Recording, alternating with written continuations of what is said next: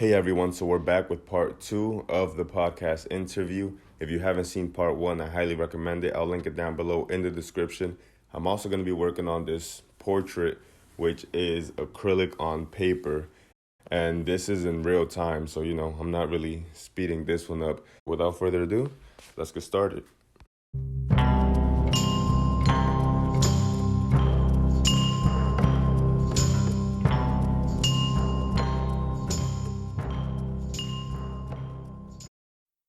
Yeah, I think a lot of immigrant parents, their dream is to give their kids the freedom to choose what they want to do. But when that choice is made, the parents can be like, oh man, that's not what we had in hmm mind. When it came to point for me to make my decision, I had a conversation with a guidance counselor at Middlesex County College, and she was like, "What do you want to do?" And I was like, I study art."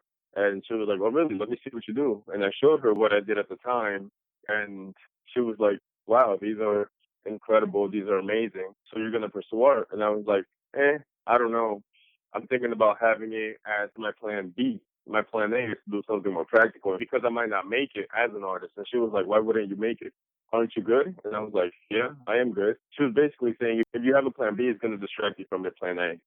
I was already doing my plan B. I was already doing my art thing on the side, and I was fulfilling my responsibilities with these jobs and going to school and doing all that. So she was like, "Why don't you just keep doing what you're doing? You're good. You're talented," is what she said. She was basically, if it doesn't work out, it only hasn't worked out yet.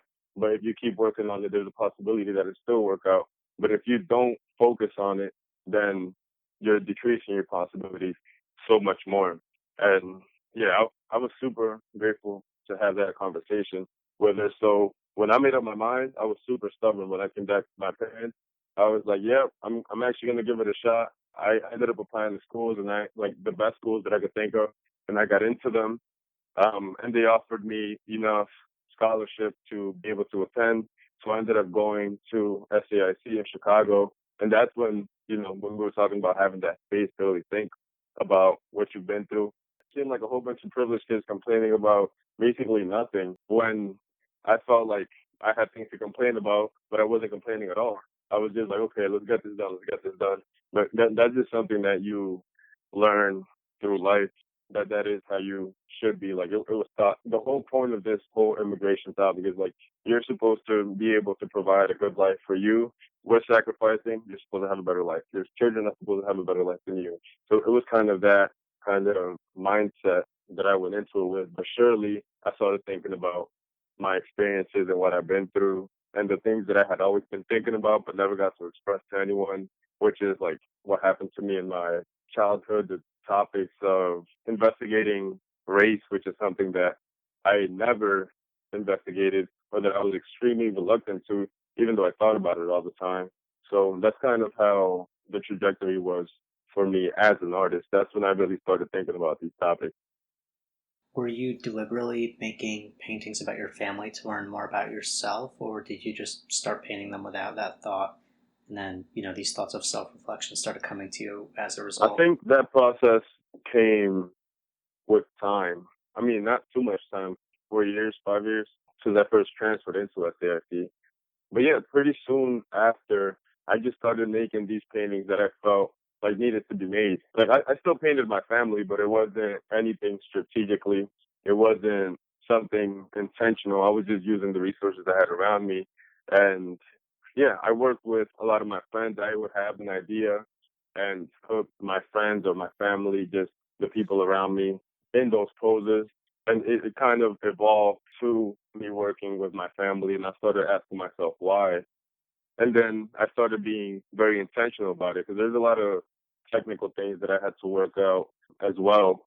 At first, I was really focusing on the portrait, and I was mostly working in acrylic, and then I changed to oil, but I was still just focusing on the portrait. I wasn't really focused on the space around the figure and how the figure interacted with the space and what the entirety of the canvas did. I was focused on composition, but I wasn't intentional about including those secondary signifiers into the works. Whereas now, like everything is intentional. My process has changed, I would say, quite a lot. I guess as far as intentional, in a lot of the portraiture work, the people have these expressions that are simultaneously neutral and expressive at the same hmm time. if that makes any Mhm. sense at Mhm. all. So I'm wondering if you could talk about the mood you're setting in your work with these, like I said, neutral expressions. Yeah. So there's something that I have learned and been intentional about doing, and it's something that like you said, it happens consistently in my work. One of them is there's something about stillness that's really effective. Like I said, I've been extremely interested in psychology, and I've been studying how representation affects how the viewer interprets or interacts with the work. There's something about the static as opposed to the active that it really allows for the possibility of contemplation and reflection in a way the dynamic cannot do. And it's really about that. Like seeing a bird being still is very different from seeing a bird in movement flying in the air. Seeing a person in movement is very different than seeing a person that's still, that's in a quiet space, that's in a space where, like I mentioned before, that vulnerability is a possibility because with movement, a lot of times, all of that gets interrupted. I think it has to do with that psychological space that I really appreciate the people that I'm painting being in, where they don't have a mask, where it's just them in their space. That's largely part of the reason why that stillness, that quietness is present in the work, because I have received quite a bit of critique because of that. People saying it was a great thing, people saying that I should consider making them a little more active. At this point in time, I'm really not interested in the active in that way. I I, I hope that the figure in the space kind of activates the painting, the colors that I use, the brushwork that I use. I hope that does a lot of the work that creates energy and creates emotion in the work as opposed to having someone in motion or having someone being really expressive. Yeah, yeah, it's interesting because I'm kind of looking over my notes for the interview, and I Hmm. I just jotted down everyday quiet moments. The portraits are very quiet in their own way, and like a lot of them don't really have a setting or a scene to it in the background. But I kind of want to talk about these everyday quiet moments, or whatever language you would use to describe them. And I'm looking at some of the work specifically, and it seems just kind of like, just family moments. Like I'm guessing like a mother and child in a rocking chair. You could correct me if I'm wrong. Hmm. Hmm. And just kind of like these moments of reading, of studying, and I guess like one word that comes to mind is they're contemplative. Like it seems like you're kind of Hmm. almost in a lot of them catching somebody in a moment of, it's almost hard to tell, are they thinking about something or are they thinking about nothing? You kind of talked about it a little bit, choosing these Hmm. quiet moments, but I'm wondering if you could talk about maybe how you choose these moments. I don't know if I really have a strategy for choosing the quiet moment. It's more that I know that sometimes I'm working with a model, whether it's my family member that I'm taking a photo of, or whether it's sometimes a stranger, sometimes someone that's close to me, and they automatically get into picture taking mode. And, I have to remind them that this is going to be a painting, not something that's going to be a photo. And I'm not necessarily interested in them, for lack of better way to describe it, like looking cute. Like my intention is not to make them look cute or attractive. My intention is to have them in an honest space where they don't have a mask that society wants you to put on yourself. They are just human, and that's really quite a lot to just be present, without those other distractions. I'm always aware of how my work has evolved and it will evolve. That's just where I am right now in the way that I'm thinking about these things at this moment. But I do anticipate change to continue as it has been growing. Definitely. And so I kind of wanted to ask you about, as much as you're willing to share with it, you were talking about Hmm. kind of using your artwork as a way to learn more about your heritage, learn about what it means to be Black in America versus Black in the Caribbean. I'm wondering if you could share what you actually have learned about yourself or your heritage from working on these paintings. I don't know if it's been directly from working on the paintings, but the works require a tremendous amount of intellectual work. I don't know how evident it is. I do a lot of investigative work. I talked to a lot of the older generation in my family to see how they dealt with things in their time. Something that's extremely interesting to me that I learned by asking these questions is that because my grandfather has passed, so I asked my grandmother, like, hey, when did when did my grandfather, when was he in the military? And she was like, he started around 1959, 1960. And, that was pretty close to the time that the dictatorship was about to be over. He started as the dictatorship was going. So a lot of that work that I do, whether it's personal investigation or studying the history of the Dominican Republic, understanding how like racial and cultural relations work, all of these things inform the works and inform my decisions when it comes to doing the prep work for the painting. So the way that I work, I take a lot of photographs. I collect a lot of photographs of both people and spaces, landscapes. I do a lot of sketching based on these references and based on whatever idea I have. And then the sketches, with time, they become a little more evolved. The idea becomes a little more evolved. And at that time, I decide whether it can become a painting or whether it has to be abandoned entirely because I either don't have enough of the resources at the moment to make it happen. I don't have the enough information to make it communicate what I wanted to. There's a lot of that kind of decision making that takes place based on a lot of the research that I have done. I would say more times than not, I would work on something and decide it's not the time to do it. And then I'll wait 3 months or sometimes a year, sometimes 2 years, and I'll get back to that idea or that reference and decide it's a good time to actually make it come to life. Because everything that I've learned, whether it's through dealing with the actual medium, the materiality, or everything that I've learned intellectually, the things that I've been researching, I decided that that's the point where the painting can come to life. That's cool. And yeah, I mean, I kind of want to pivot and maybe talk about what you're currently working on. Right now, I'm working on a series based on old family photos, and that's been taking up most of my time at this moment.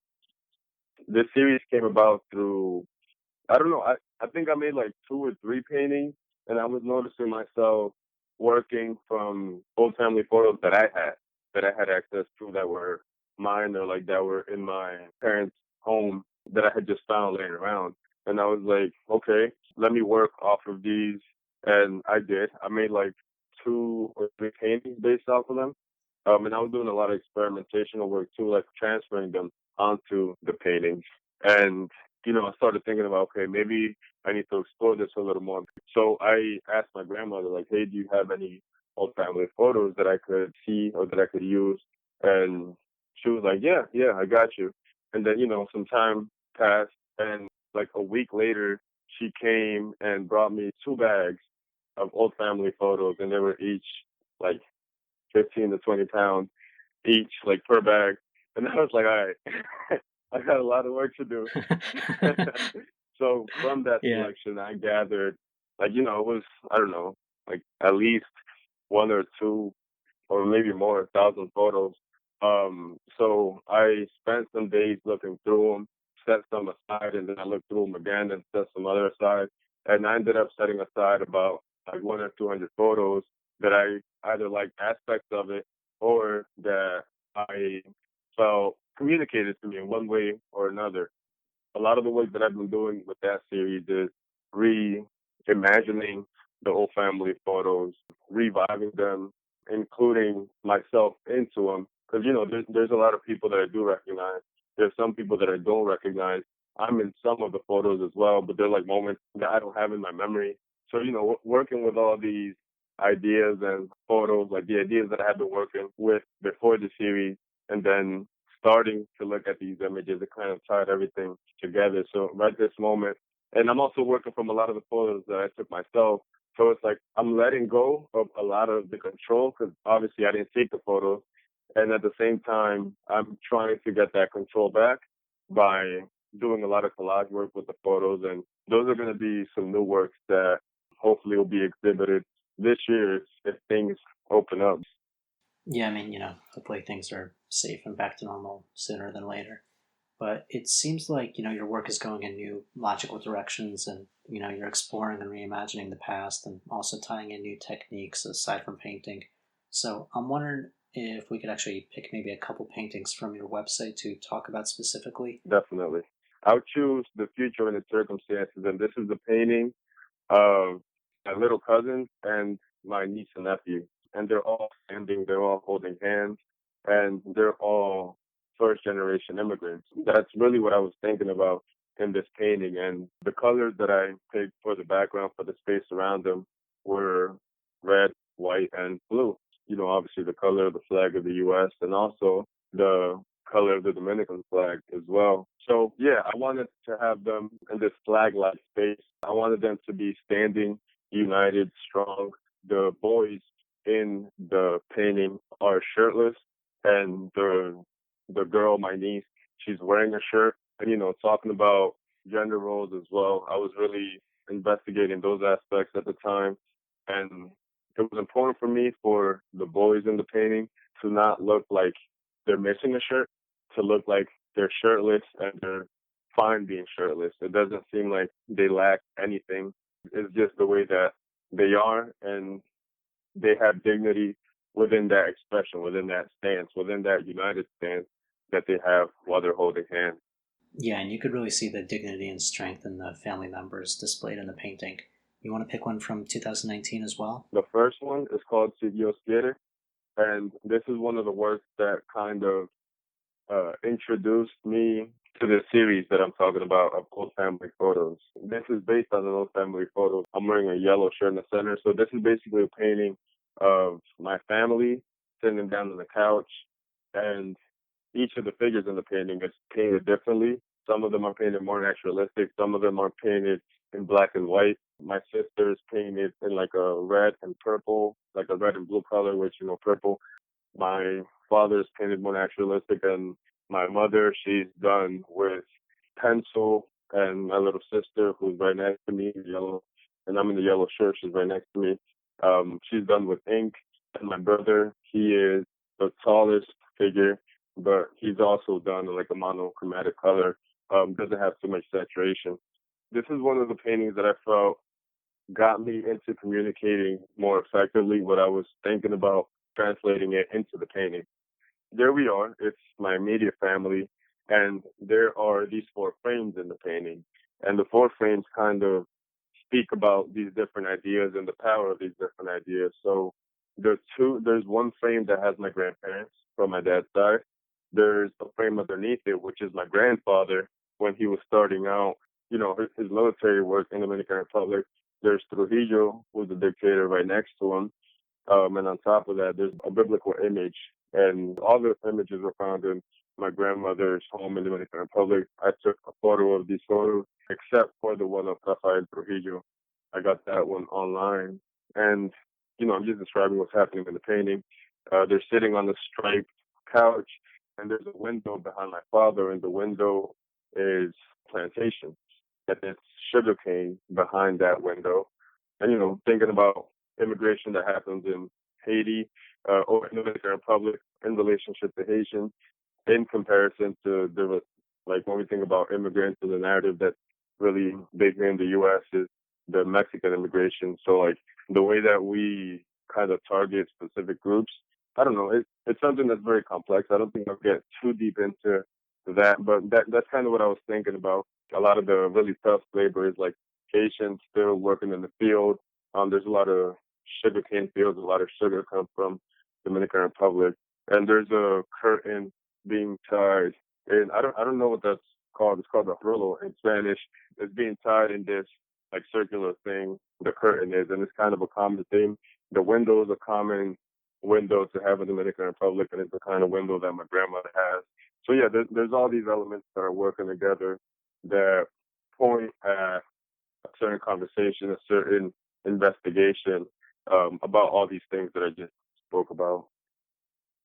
It sounds like that piece is the bridge from what you've already exhibited to the work you're creating now that hasn't been shown yet. Mm-hmm. But wondered also if we can go back a little bit. And before in the interview, you were saying that representation affects how viewers interact with the work. Hmm. And I'm wondering if you can talk about being from the Dominican Republic and creating work about there as well. Hmm. I guess what differences or similarities in reaction you'd expect from viewers, whether they are Dominican or not. So yes, I am making work of Dominican culture largely.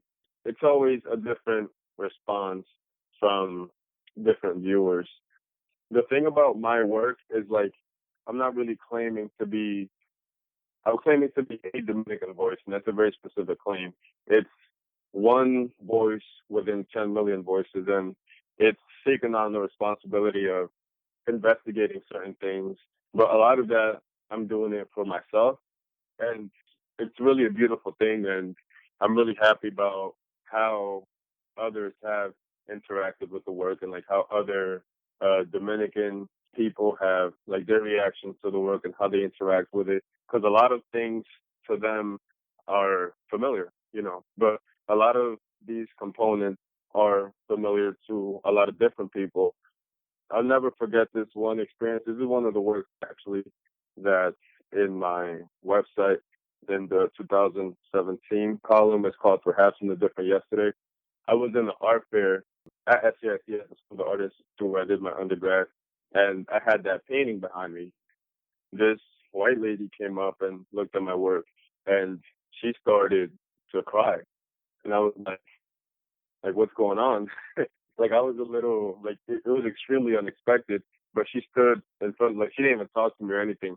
She looked at my painting and she stood in front of it for a few minutes, and then she like began to tear up, and then she just walked away. And I was so shocked as well. So all that to say that people react in many different ways. Some people, they look at it and it doesn't do anything for them really, and others it speaks to tremendously. And, that's kind of what I expect. A lot of the things that I try to do is to be as specific as I can for myself. I'm not making universal work. I'm not painting every single person's story, even though in a way I am, because we're all interconnected in some way or another. We all have interconnected histories. We've all been affected by our history in, various different ways. But that is what I'm really investigating is my own personal story, my own personal narrative, and the things that really matter to me. And a lot of them I have found to be helpful investigating them through my family. Awesome. Thank you for, coming on and answering all these questions and being so informative with it.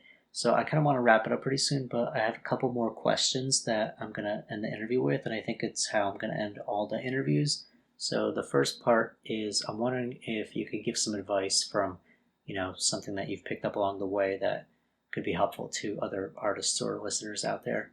I would say, and keep in mind, I'm probably not in a position to give too much advice, as I'm still a young guy. You're gonna have to do way more work, beating around the bush, trying to be polite with your work, trying to avoid certain things that you really need to face. The sooner you're able to really face the things that you want to make work about, the better your work will be and the faster your work will evolve. And I know that, from my own personal experience. And I think just to put it on more practical terms, when I went to SCSU, when I was in Chicago, the way that I started getting into exhibitions was not because people were inviting me to exhibitions. The way that I got into it was I really focused on my work. I thought there were a few works that I felt were successful enough to be exhibited. And what I would do for a few weeks at a time, there was or I think there still is a resource called Chicago Artist Resource, and they have open calls there.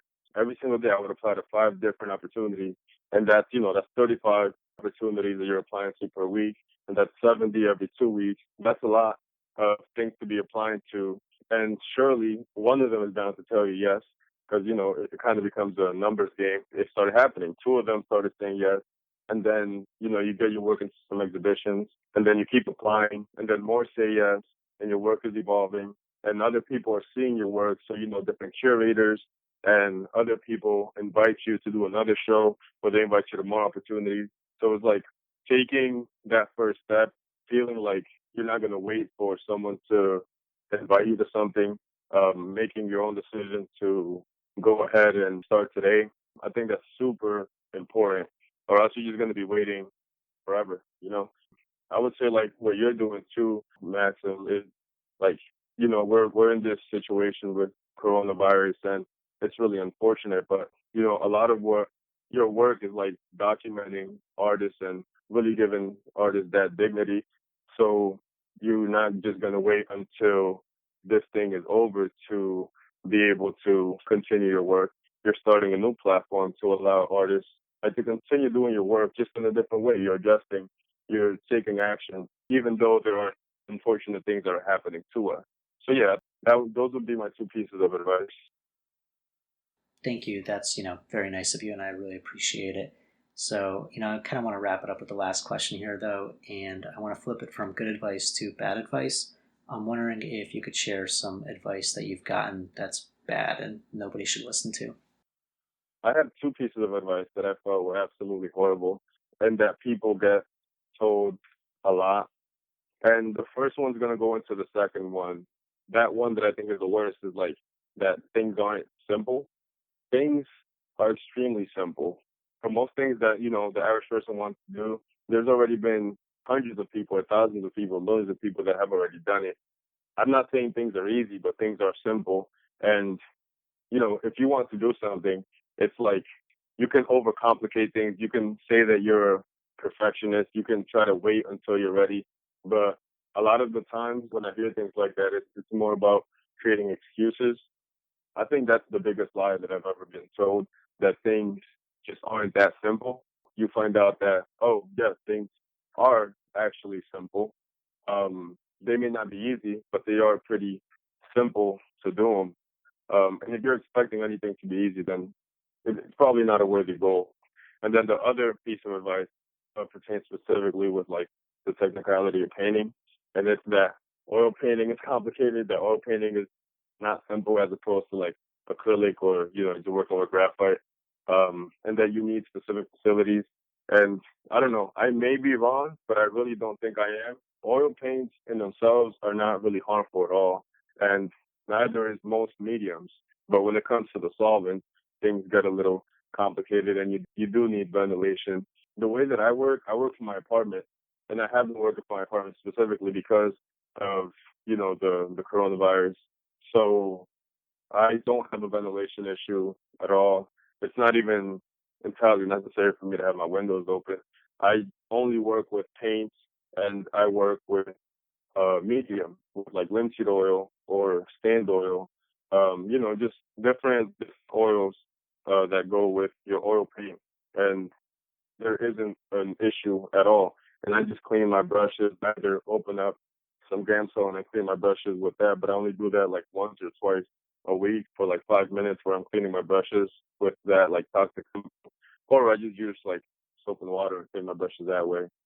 So yeah, if you're like trying to get started oil painting, I would say don't overthink it and just get the materials and start the same day that you get the materials. Just do like a little sketch or something so that you're already set up and prepared to keep moving the next day. All right, so that's episode 2 of the Artist Portraits podcast with today's guest, Raelis Vasquez. Again, raelisvasquez.com or Raelis on Instagram. Music for the show is by Brooke Strauss, and you can check out Artist Portraits on Instagram to learn more about my photography and this podcast. Thank you again for listening. So that's it for today, guys. This one's obviously a little different. I'm giving you insight into my professional life, into my professional career, whereas in the other videos, it's more demonstrations and sort of tutorials. So let me know what you thought about that, guys. Do you want to hear more of that? And also, I'd really appreciate some feedback on the real-time video as opposed to I usually do a time-lapse version. So yeah, I would really appreciate that feedback. Let me know what you thought. And that's it for today, guys. If you haven't subscribed, please do. Please like this video. And again, if you have any questions, feel free to write them down below or just message me on Instagram. The link to that will be below as well. Thank you so much for joining me today, and see you next time.